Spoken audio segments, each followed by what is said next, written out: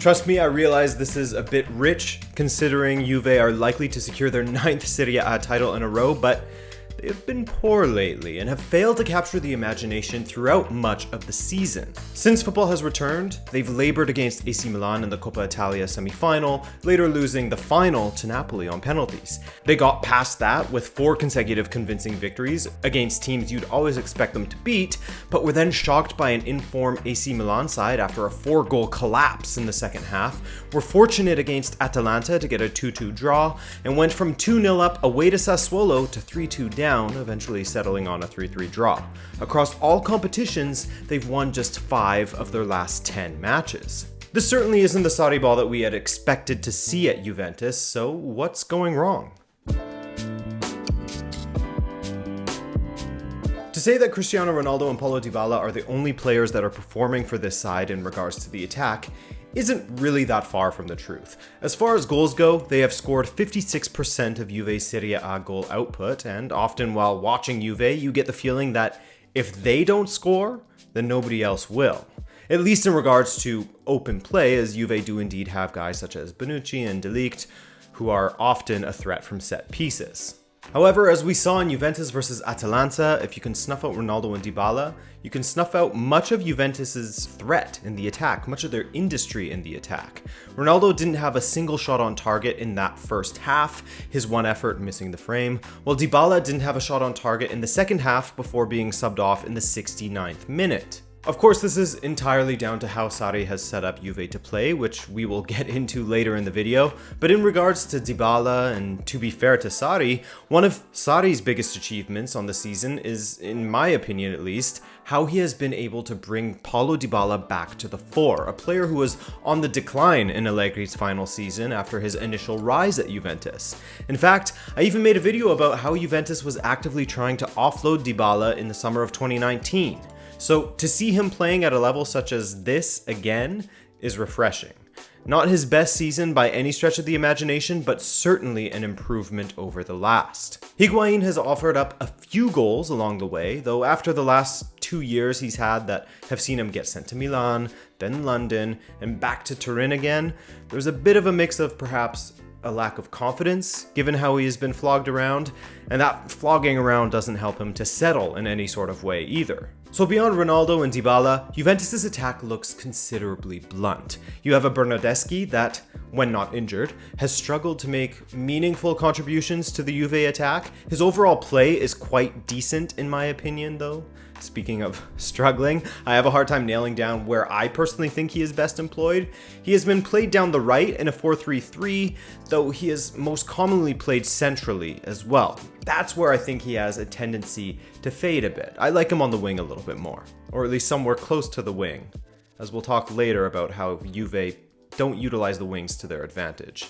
Then there's Douglas Costa, who, while he brings some speed to the flanks of Juventus, hasn't had that great of an output for the team in the past 2 seasons. Much of this can be drawn down to his injury record, making just 17 appearances last season and 21 so far this season, an improvement, and he's often been brought on in the last 30 or so minutes of the match to try to take advantage of tired legs and provide some much needed width. And speaking of width, let's look at Juventus' lack thereof. Another aspect of Juventus' game that has suffered a bit this season has been how narrow their play can be at times.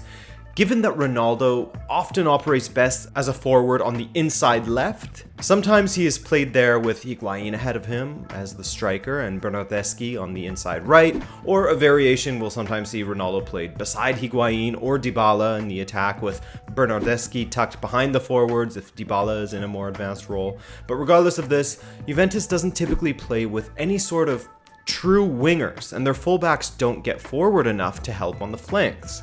That's not to say that any of Alexandro, Juan Cuadrado, or Danilo never ventured forward, because they do sometimes, but Juventus' pattern of play will typically see one of their attackers, whether it be Ronaldo or Dybala, have to drift wide to find space and then cut inside in a one-on-one situation in order to have a crack at goal. How many times have we seen Ronaldo cut in from the left to strike at goal, or Dybala come into the box from the right?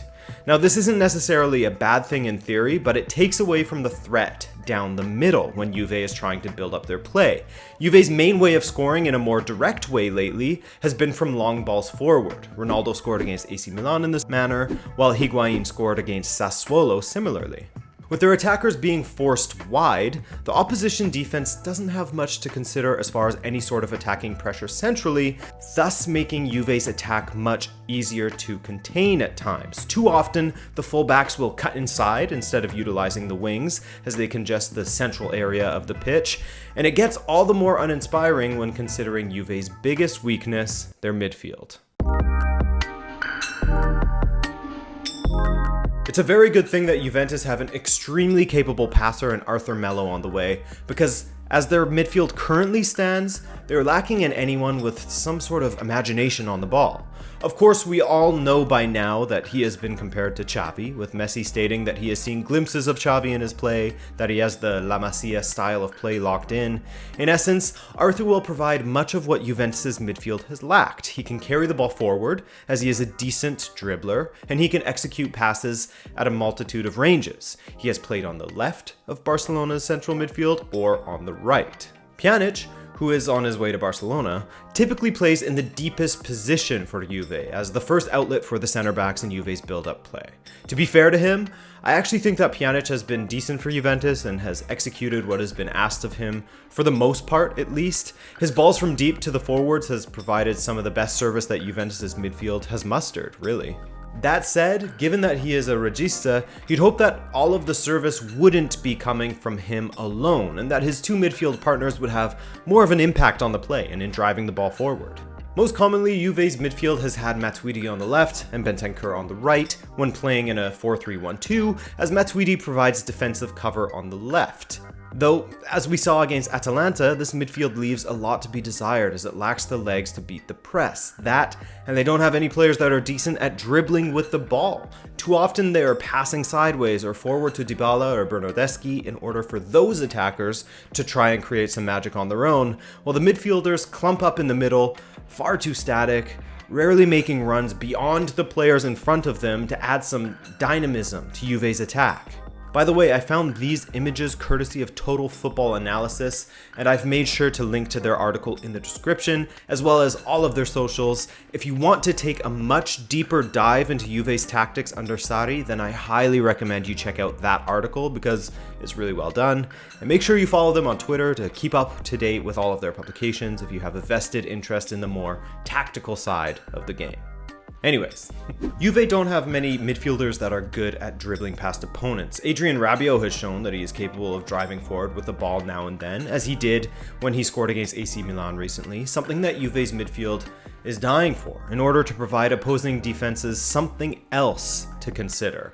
But to rely upon Rabiot is a bit of a folly currently, as he is volatile as a player and a professional, capable of brilliance at times, but all too often falling into the same habit the rest of the midfield falls into. Plugging up the midfield instead of venturing, wide, having some dynamic runs, not asking questions of defenders on the dribble, and occupying the center, thus pushing the attackers to the outside, because the fullbacks are also cutting inside more often than they are being an option down the flanks. Their midfield simply isn't dynamic enough and their general play is too narrow, thus making things easier for their opposition. There's no threat from the flank, unless of course Ronaldo, Dybala or Bernardeschi drift wide, and there's a severe lack of forward runs from those players who make up the midfield. And I know this is a Juve video, but Real Madrid is fresh in my mind after covering them in a video this past week.